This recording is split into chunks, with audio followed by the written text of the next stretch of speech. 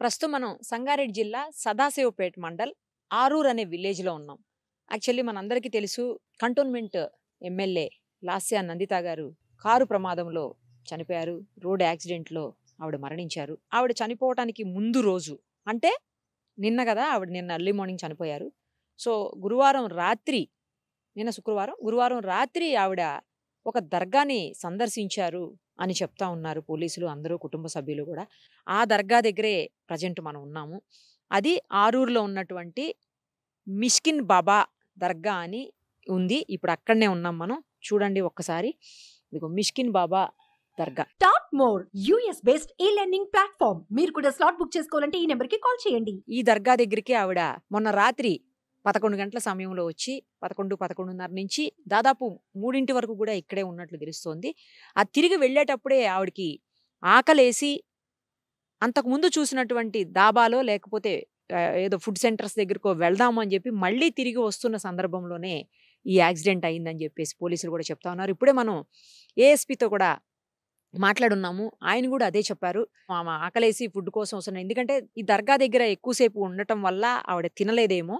ఉపవాసం ఉంటారు కదా జనరల్ గా. సో నైట్ లోనే దర్గాని దర్శించుకోవడానికి కొన్ని రీజన్స్ ఉంటాయి. చాలా మంది నైట్ లోనే దర్శించుకుంటా ఉంటారు. సో అందుకోసమే ఆవిడ వచ్చి ఉండాలి.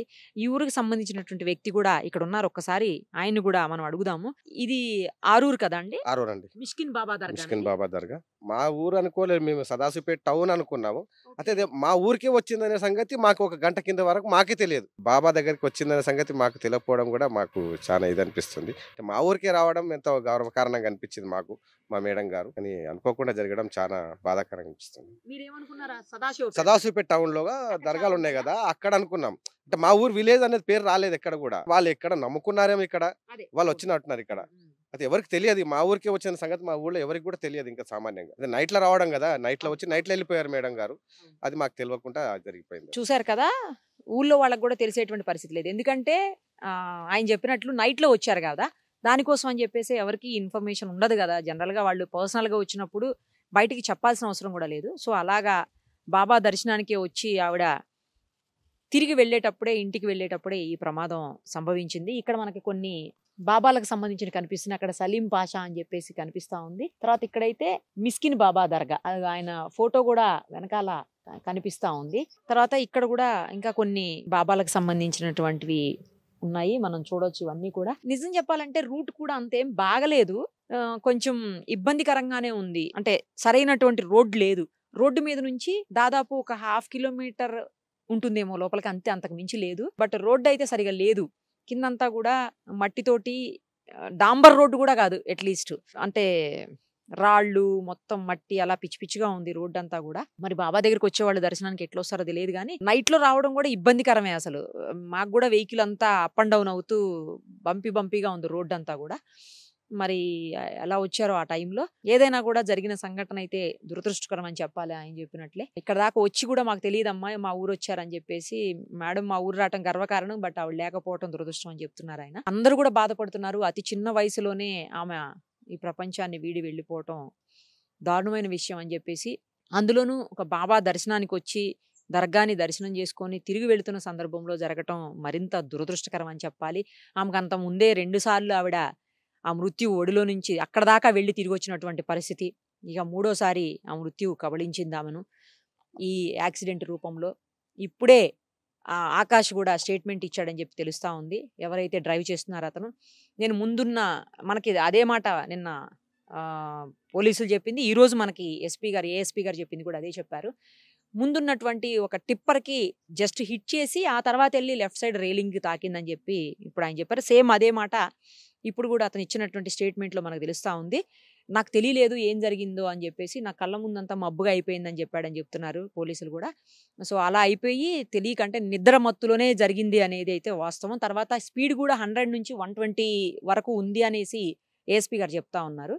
సో స్పీడ్ ఒకటి, తర్వాత ముందు బండిని హిట్ చేయటము, అది కంట్రోల్ గాక సైడ్ రైలింగ్కి వెళ్ళి తగలటము, సేమ్ టైము ఇతనికి నిద్ర అనేది కూడా యాడ్ అయింది ఇటన్నిటికీ తోడు. ఇక దురదృష్టం వెంటాడినట్లుంది మొత్తానికి.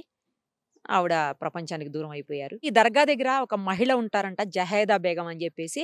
అయితే ఇందాక మనం మొత్తం చూస్తున్నప్పుడైతే ఈవిడ లేరు ఇక్కడ.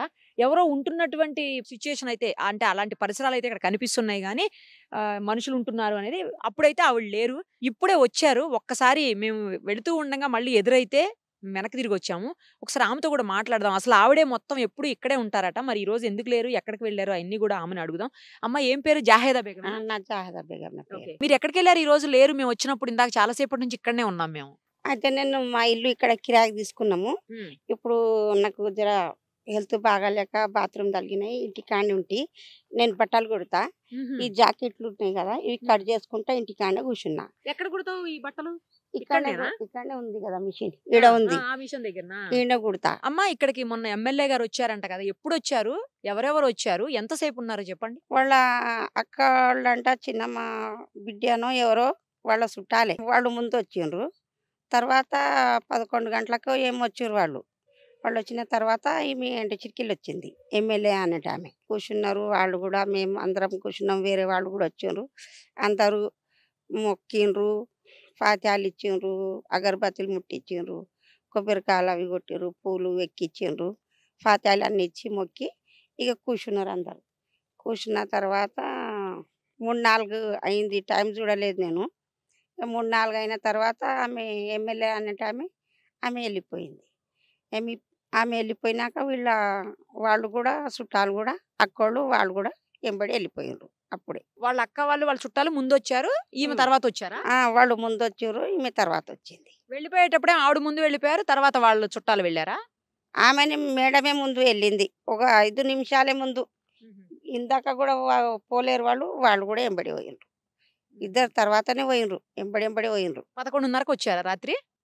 11:30కు టైం ఎంత అయిందో వాళ్ళ అక్క ముందు వచ్చింది. 11 గంటలకు రావచ్చు అక్క, టైం చూడలేదు.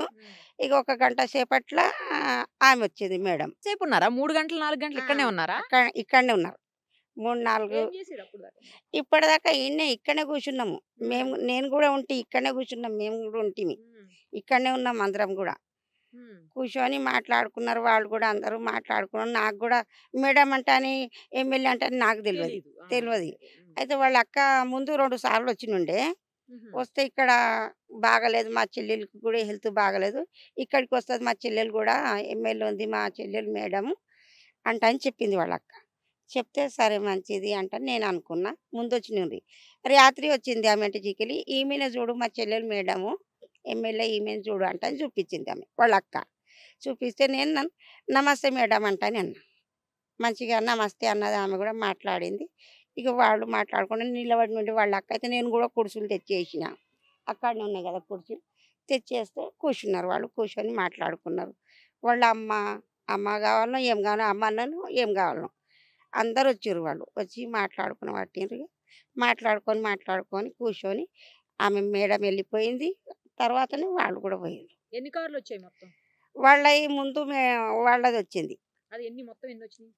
2 కార్లు వచ్చినాయి వాళ్ళకి. ఇక వేరే వాళ్ళు అంటారంటే వాళ్ళు కూడా ఎప్పటికి వస్తుంటారు, రోజు కూడా ఎప్పుడు వీలు దొరికితే వాళ్ళు వచ్చిపోతారు ఇక్కడ దర్గాకు, మొక్కిపోతారు. వాళ్ళకు మొక్కుబడి ఏమన్నా ఉంటే, వాళ్ళకు హెల్త్ బాగా లేకపోతే ఇట్లా ఏమన్నా మొక్కుబడి ఉంటే చేసిపోతారు. ఆమెకు కూడా ఎవరు చెప్పినారు ఇట్లాగే వాళ్ళు కూడా వచ్చారు. ఇది రాత్రిపూట వస్తారా దర్గాలకి? పగలు కదా వస్తారు అసలు? పగలు కూడా వస్తారు, వాళ్ళకు వీళ్ళు ఎప్పుడు దొరికితే వాళ్ళు పనులకు పోతారు కదా, రావచ్చు, వస్తారు. పగటికి కూడా వస్తారు, రాత్రిలో కూడా వస్తారు.